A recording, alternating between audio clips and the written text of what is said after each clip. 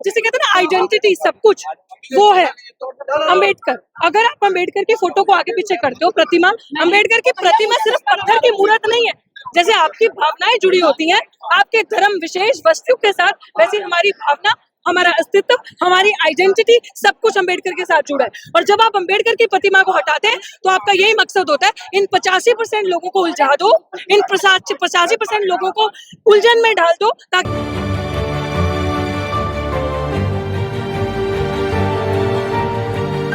ये सड़कों पे निकल रहा है।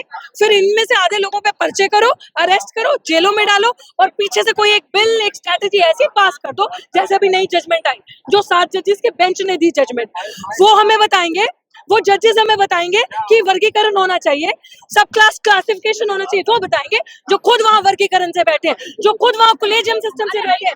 अगर उनका बाप सीजीआई, किसी का बाप खुद चीफ जस्टिस है और फिर वो चीफ जस्टिस बनते हैं, आगे उनका बच्चा जस्टिस बनता है, वो हमें बताएंगे कि अगर आपके माँ बाप आईएएस बन गए तो अगर बच्चों को उसके आगे रिजर्वेशन नहीं मिलना चाहिए क्या? अगर रिजर्वेशन खत्म करोगे तो जाति खत्म करोगे?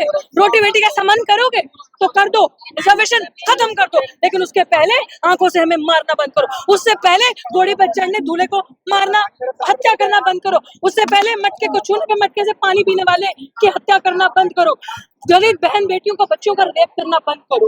अगर हम लोग बढ़ते हैं, उठते हैं, पढ़ते हैं तो रोहित वेमुला, पायल तंगड़ी बना दिए जाते हो, संघर्ष करते हैं तो पर्चे करते हो, आवाज बंद करने की कोशिश करते हो। ये पॉलिसी हमें मत सिखाओ, इसलिए इस तरीके की जजमेंट पास होती है। मैं कह रही हूँ बहुत अच्छा हुआ इस तरीके की जजमेंट, उससे क्या हुआ ना, पता चला लोगों को कि देखो, जो लोग ये समझ रहे थे कि हो सकता है कुछ जजेस ऐसे हैं जो वहां बैठे हैं, हो सकता है ये बहुत फेयर एंड जस्ट ट्रीटमेंट देंगे, ये बहुत अच्छा ट्रीटमेंट देंगे, लेकिन उनकी जाति, उनकी हिडन इंटेंशन इस तरह के जजमेंट से पता चलती है। और मैं आपको बता दूं सबको कि जब तक सड़कें इस तरीके से रहेंगी भरी हुई, जब तक हम जैसे अम्बेडकराइट युवा, जब तक हम जैसा बहुजन समाज सड़कों पे आता रहेगा, ये हमारी बदौलत है। आज ये लोग सत्ता के अंदर, जब संसद के अंदर शपथ लेने के तो जय भीम जय भीम जय भीम कहने में मजबूर हो गए।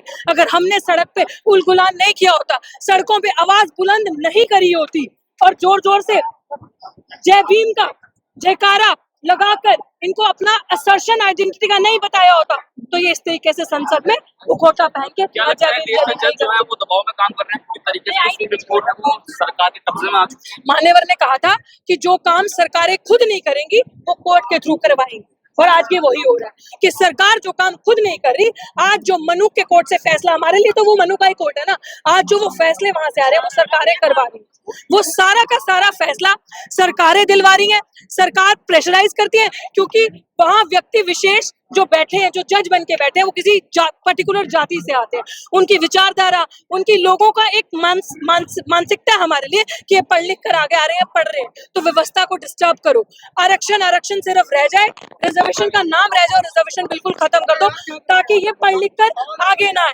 तो उनका जो बेसिक स्ट्रक्चर है वो हमारे खिलाफ है, इसीलिए इस तरीके के फैसले आ रहे हैं, और ये हर काम कोर्ट से जो SC/ST विरोध आ रहा है, जो आरक्षण के खिलाफ आ रहा है, वो सरकार खुद कर रही है। मैं कहूँगा डॉक्टर रितु आगे बढ़ो, देश आपके साथ है, रितु आगे बढ़ो। कोड को लेकर भी संशोधन आ गया है, किस तरीके से माहौल क्या लग रहा है आपको कि एक तरफ SC/ST प्लस मुस्लिम दोनों को बैकफुट पर ले जाने की कोशिश? बिल्कुल बिल्कुल, मुसलमानों के लिए क्या करना है, धर्म की आड़ में उलझा के नफरत फैलानी है। सबसे बड़ा मुसलमानों का सिंपल टारगेट इन्होंने रखा है कि उनको धार्मिक तरीके से खात्मा करो उनका, और उनको मजबूर कर दो, लिंच कर दो, और दलितों का, क्योंकि ये लोग पढ़ लिख कर एक व्यवस्था के हिसाब से आगे आ रहे हैं, उठ रहे हैं, तो उनको सिस्टम से पूरा पढ़ाई लिखाई, IAS ऑफिसर हो गए, जुडिशरी हो गए, जैसे ऑल इंडिया जुडिशरी कितना कमजोर है ही नहीं, स्टेट जुडिशरी जो स्टेट लेवल पे एग्जाम होते हैं उस लेवल पे इनको कमजोर कर दो ताकि ये पढ़ लिख कर जजेस भी ना बने, ये लोग आगे ना आए, इसलिए ये व्यवस्था क्रिएट की जा रही है।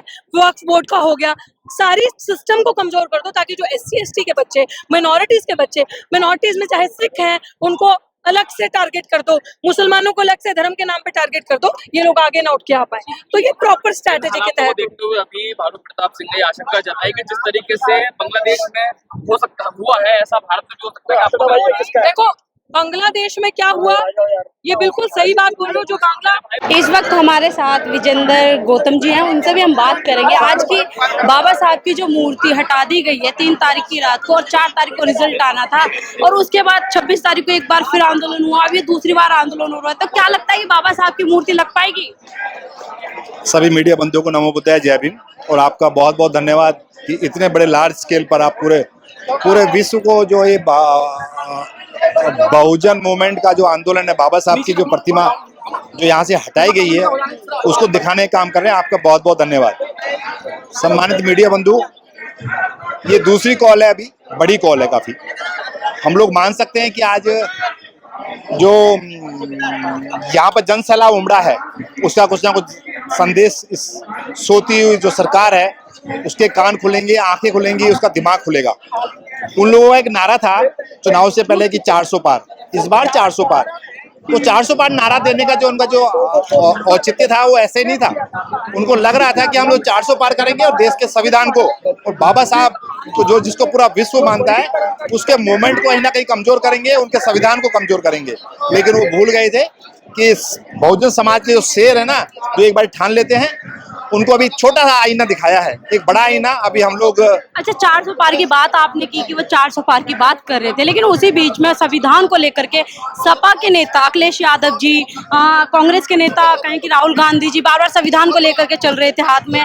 जब बाबा साहब की मूर्ति हटी तो उन्होंने सदन में एक बार भी इस मुद्दे को नहीं उठाया कि बाबा साहब की प्रतिमा वहीं लगाई जाए, न ही सपा के नेता अखिलेश यादव ने बोला।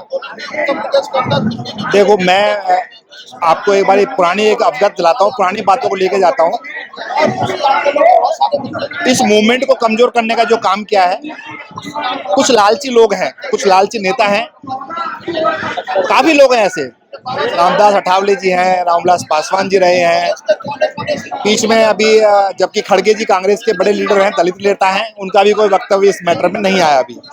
तो हम मान सकते हैं कि कहीं ना कहीं ये लोग संविधान का नाम लेकर के जो उन्होंने गुमराह किया समाज को, बहुजन समाज को जो गुमराह करके इन लोगों ने जो कांग्रेस ने भी अच्छी वोटें प्राप्त करी हैं, इस बार कांग्रेस ने सीटें भी अच्छी प्राप्त कर ली हैं। तो कहीं ना कहीं इन्होंने गुमराह कर करके जो एक गलत संदेश दिया है बहुजन समाज में, तो हम आने वाले समय में देखेंगे उनका भी रुझान एक बार देखेंगे।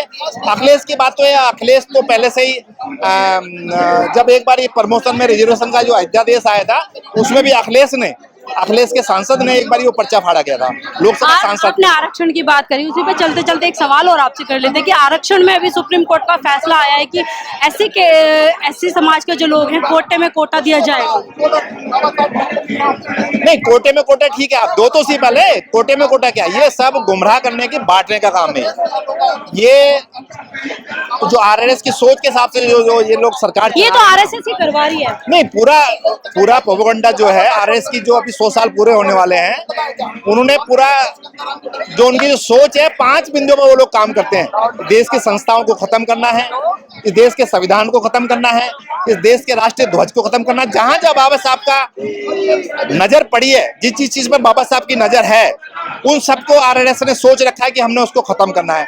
लेकिन इतना आसान नहीं है।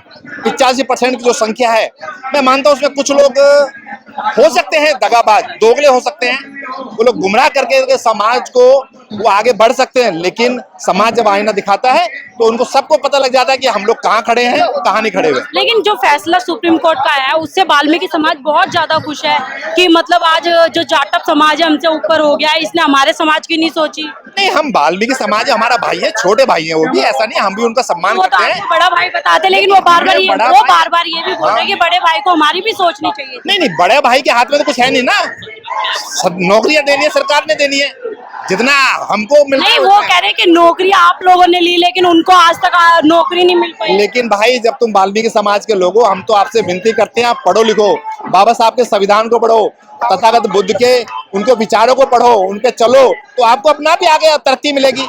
ये सरकार जो है आरएसएस की सरकार है। आरएसएस के हिसाब से इन लोगों ने सोच रखा है कि देश में शासन करना है, तो हमें निम्न वर्ग के लोगों को, 85% लोगों को जब तक हम बांट के नहीं चलेंगे, ये उनके बांटने का काम और कुछ नहीं है, बिल्कुल भी कुछ नहीं देने वाले। उन्होंने बता दो कितनी नौकरियां दी हैं अभी तक, वाल्मीकि समाज को कितनी नौकरियां दी हैं। जब तक तुम पढ़ोगे नहीं, गटर में उतरना बंद नहीं करोगे, इनके घर के सामने जब तक कूड़ा उड़ा नहीं डलेगा, जब तक सफाई कौन कर रहा है? आप लोग सफाई कर रहे हो सब। वो उन्होंने तो तय कर लिया है कि अब आरक्षण जो उन्हें मिल रहा है तो वो उससे जाटव समाज की तरह ही आईएएस बन पाएंगे, आईपीएस बन पाएंगे, और ये झाड़ू लगाना, गटर में उतरना, ये बंद हो जाएगा। लेकिन मैं उन भाइयों को, छोटे भाइयों को बताना चाहता हूं कि उनको सबसे पहला आईएएस, आईपीएस, कुछ भी जज, जिला कलेक्टर बनना है तो उसके लिए पढ़ना पड़ेगा, आपको विद्यालय की तरफ जाना पड़ेगा। अगर आप विद्यालय नहीं जाओगे तो आप कैसे आईएएस, आईपीएस बन जाओगे? आप कैसे उस विचारधारा को आप स्वीकार करोगे जो जिसने आपको यहाँ तक लेकर के आए हैं? बाबा साहब ने बोला है कि शिक्षा वो शेरनी का दूध है, जो जितना पिएगा उतना धाड़ेगा। आप शिक्षा की तरफ तो जाने रहे, लेकिन वो तो कहते हैं बाबा साहब ने सिर्फ जाटव समाज को दिया है। नहीं, ऐसा नहीं, ना ना ना ना, उन्होंने पूरे 85% लोगों को बराबर की हिस्सेदारी दी है। ये तो गवर्नमेंट उसमें समय समय पे गवर्नमेंट ने उसमें बदलाव किया है। बदलाव भी उनका एक बहाना है। उन्होंने आज तक बता दो हमें अपना कौन सा बैकलॉग भरा गया है। और मैं एक बार बता दूं आपको, और वाल्मीकि समाज भाइयों को, छोटे भाइयों को, आप दिन प्रतिदिन ये जो लोग चेंज कर रहे हैं, आप जब तक पढ़ोगे नहीं, नौकरियां प्राप्त नहीं करोगे, जब तक आप नौकरियां प्राप्त नहीं करोगे, आपका भला नहीं होने वाला है। गटर में उतरना बंद कर दो, पढ़ाई लिखाई पे ध्यान दो, बाबा साहब के संविधान को पढ़ो, उसमें क्या क्या लिखा गया, क्या क्या आपको अधिकार दिए गए। जब तक उन अधिकारों को नहीं जानोगे, आपकी तरक्की मुमकिन नहीं है। जाटव समाज से ये व्यक्ति आते हैं और इन्होंने यही कहा है कि वाल्मीकि समाज हमारा छोटा भाई है और उन्हें पढ़ना लिखना पड़ेगा ताकि वो इस गटर की जिंदगी से उठकर आगे निकल पाए, आईपीएस बन पाए, आईएएस बन पाए। हमारे चैनल बहुजन दस्तक को लाइक, शेयर, सब्सक्राइब देखना मत भूलिएगा। जय भीम, जय भारत, जय संविधान, नमो बुद्धाय। धन्यवाद। चैनल आर्थिक समस्या से गुजर रहा है। अगर आप बहुजन समाज में बाबा साहेब अम्बेडकर और तथागत बुद्ध की विचारधारा को अधिक से अधिक लोगों तक पहुंचाना चाहते हैं तो हमें आर्थिक सहयोग प्रदान करें, ताकि हम अपने चैनल के माध्यम से देश विदेश में समता, बंधुता, एकता और संवैधानिक अधिकारों को ज्यादा से ज्यादा लोगों तक पहुंचा सकें। आप अपनी सहायता राशि नीचे लिखे खाते में जमा करा सकते हैं। खाता धारक गौतम रत्ना, खाता संख्या 3169576865 IFSC कोड SBIN 0060336, बैंक भारतीय स्टेट बैंक। आप हमारे बैंक खाते का विवरण स्क्रीन पर भी देख सकते हैं। जय भीम, जय भीम। मैं गौतम रत्ना आपका बहुजन फिल्म प्रोडक्शन में स्वागत करता हूं और आप हमारे प्रोडक्शन हाउस के अंदर अपना कैरियर बना सकते हैं as a film director, as a producer and actor and actress and editor and cinematographer also. अगर आपको फिल्म से रिलेटेड कुछ भी प्रोजेक्ट आपको बनवाना है तो हमारे पास में पूरा सेटअप है, जिसमें फिल्म कैमरा है, शूटिंग लाइट्स है और एडिटिंग है। सारा A to Z एक ही जगह पर आपको हमारे यहाँ पर मिल जाएगा। तो दोस्तों, आप हमें कांटेक्ट कर सकते हैं हमारे नंबर्स पर 9810085714 और 8510005714। हमारे वेबसाइट पे विजिट कर सकते हैं www.filmserviceindia.com और हमें मेल भी कर सकते हैं gautamfilmsproduction@gmail.com पर। धन्यवाद।